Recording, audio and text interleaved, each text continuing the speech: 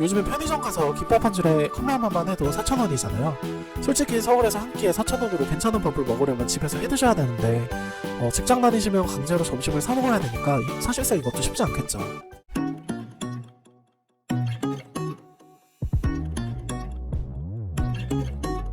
안녕하세요, 포입니다. 지금 새학기라 아마 자취 알아보시는 분들 되게 많으실 텐데요. 누구나 한 번쯤은 독립을 꿈꾸지만 가장 큰 문제는 바로 비용이잖아요. 특히 서울에서 자취를 준비하시는 분들은 과연 비용이 얼마나 들까 하고 궁금해하실 텐데요. 그래서 오늘은 자취 10년 차인 제가 서울에서 자취를 시작하고 유지하는 데 드는 비용을 항목별로 정말 상세하게 알려드리려고 합니다. 정말 예상치 못한 비용까지 다 넣었으니까요. 자취를 준비하시는 분들에게 도움이 됐으면 좋겠네요. 제가 항목별로 나눠서 엑셀로 정리해봤는데요. 그냥 정말 일반적인 기준으로 해서 제가 평균값을 같이 기재해놨습니다. 일단 서울 자취하면 다달이 들어가는 월세가 가장 큰 비용이죠. 전세자금 대출을 받으시면 더 좋은데 서울의 원룸 같은 경우에는 요즘엔 실질적으로 전세 매물이 하늘의 별따기라 그냥 월세를 기준으로 말씀드릴게요. 제가 여기 30에서 70이라고 써놨는데요. 보통 한 달 기준 50만원 정도를 서울 평균이라고 보시면 돼요.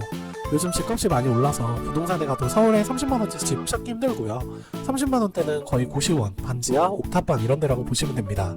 근데 이런 데 가시면 냉난방비도 배로 들고 누구 친구 한 명 초대하기도 좀 어려우실 거예요. 내가 집에서 진짜 잠만 잔다, 나는 주말에도 항상 밖에만 있는다 이러시면 최대한 저렴한 집 구하시는 게 좋겠지만 보통 보증금 1000에 40에서 50으로 가야 그나마 살만한 원룸이 나오고요. 우리가 인스타 같은 데서 많이 보는 복층 원룸이나 오피스텔은 월 60에서 70 정도는 잡으셔야 돼요. 강남 지역의 자취를 알아보시려면 순수 월세만 80에서 100만원 이상까지 보셔야 됩니다. 월세랑 같이 매달 나가는 게 바로 관리비인데요. 보통 관리비에 수도세도 포함되어 있는 경우가 많습니다. 왜냐면 물은 아무리 많이 써도 한 달에 5,000원 이상 잘 안 나오거든요. 서울에서 원룸 관리비 안 받는 곳은 거의 없다고 보시면 되고요. 보통 5만원이 평균입니다. 가끔 관리비에 인터넷, TV까지 포함된 곳이 있는데 이런 경우 관리비를 조금 더 받겠죠. 오피스텔 같은 경우는 관리비를 평당으로 매기기 때문에 훨씬 비싼 편이고요. 보통 원룸 오피스텔 기준으로 10만원 정도 잡으시면 됩니다. 전기세나 가스세는 솔직히 쓰는 만큼 나오는데 여름에는 에어컨 때문에 전기세가 많이 나오고 겨울에는 보일러 때문에 가스세가 많이 나오겠죠. 그래도 한여름 한겨울에 펑펑 써도 한 5만원 정도면 해결이 됩니다.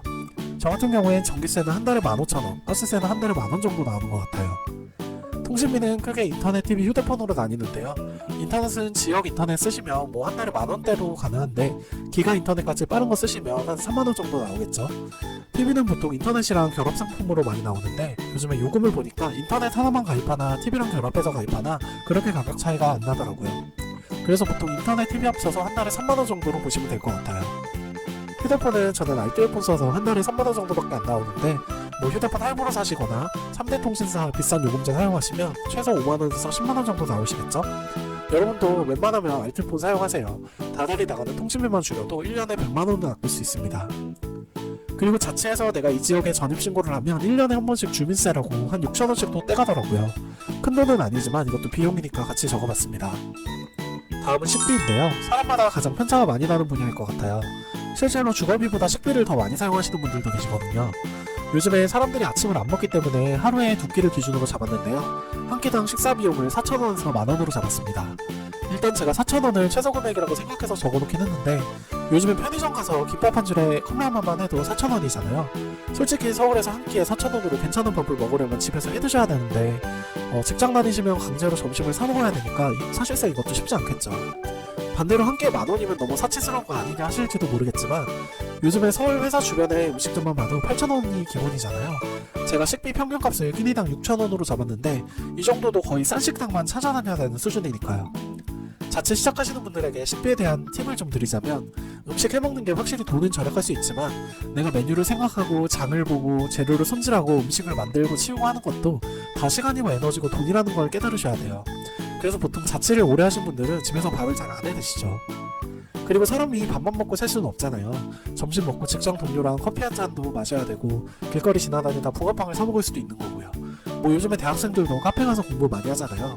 저도 스타벅스 같은 데 안 가고 맨날 2,000원짜리 커피 마시는데도 한 달에 부식비로만 한 5만원 정도는 쓰는 것 같아요. 특히 담배 피시는 분들이면 하루 한 갑만 쳐도 15만원이잖아요. 한 달 내내 담배 피고 커피만 마셔도 20만원은 훌쩍 넘을 것 같아요. 그리고 친구 만나서 밥 먹고 술 먹고 이런 것도 아예 안 할 수가 없잖아요. 그나마 올해는 코로나 덕분에 외식이 좀 줄긴 했는데 그냥 친구랑 돼지고기 삼겹살 먹으러 간다고 해도 요즘에 둘이 가서 먹으면 한 5만원 나오잖아요. 더치페이에도 한 2, 3만원. 뭐 만날 사람이 없어도 배달음식 시켜 먹고 싶을 때도 있고요. 한 달에 치킨 한 마리만 시켜 먹어도 2만원이니까 월 5만원 정도는 잡아놔야겠죠. 그리고 뭐 내가 공적인 모임이나 단체 같은 데서 주기적으로 만나서 식사 자리를 가지면 그것도 어쩔 수 없는 외식 비용이 포함되겠죠. 예를 들면 동아리나 학회에서 하는 술자리에 강제로 참석을 해야 된다거나 내가 사업을 하는데 개인적으로 식사 접대를 해야 한다거나 이런 것도 공적 외식 비용으로 고려를 해야겠죠.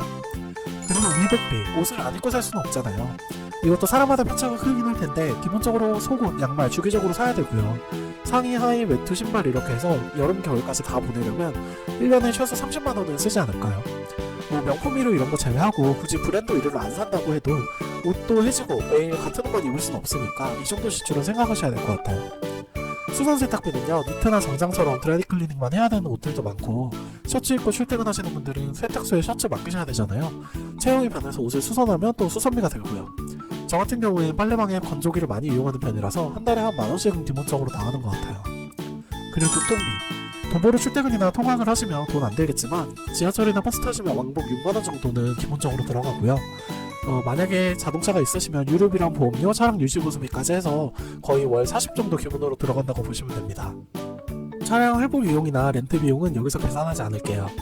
경조사비는 결혼식 축의금, 장례식 조의금만이라고 생각하시는 분들도 있을 텐데 친구 생일 선물 챙겨주고 부모님 용돈 챙겨주고 이런 것도 다 경조사비로 생각하시면 될 것 같아요.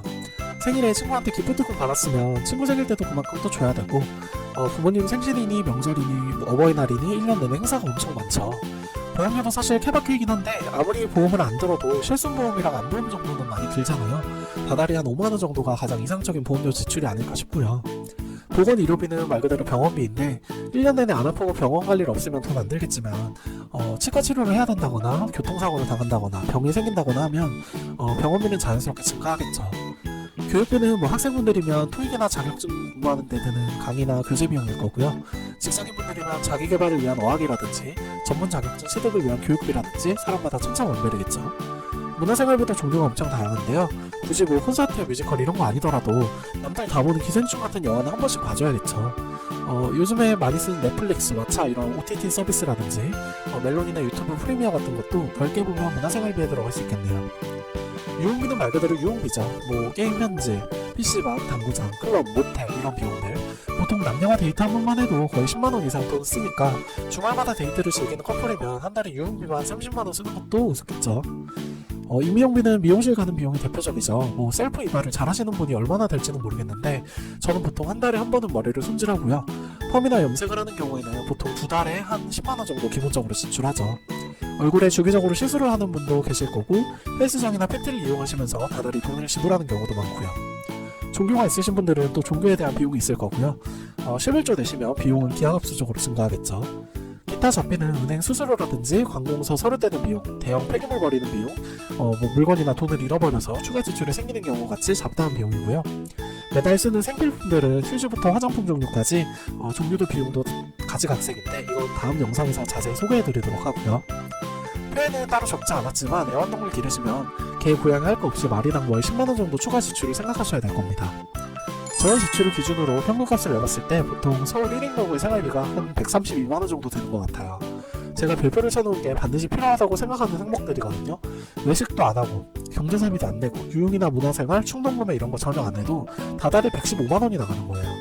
물론 자체 첫 달에는 부동산 중개 수수료랑 이사 비용도 고려를 하셔야겠죠. 또 자차하는데 필요한 물건들이 엄청 많은데 영상이 너무 길어져서 다음 영상에서 제가 자세히 설명해 드리도록 할게요. 서울에서 자취하는 비용이 많이 드는 건 사실이지만 그만큼 장점도 굉장히 많다는 걸 알고 계실 거예요. 오늘 제가 말씀드린 비용들을 본인의 생활 패턴에 잘 적용해서 합리적인 자취 예산을 정해보셨으면 좋겠네요. 오늘도 긴 영상 시청해주셔서 감사드리고요. 영상이 도움되셨다면 구독과 좋아요도 많이 부탁드릴게요.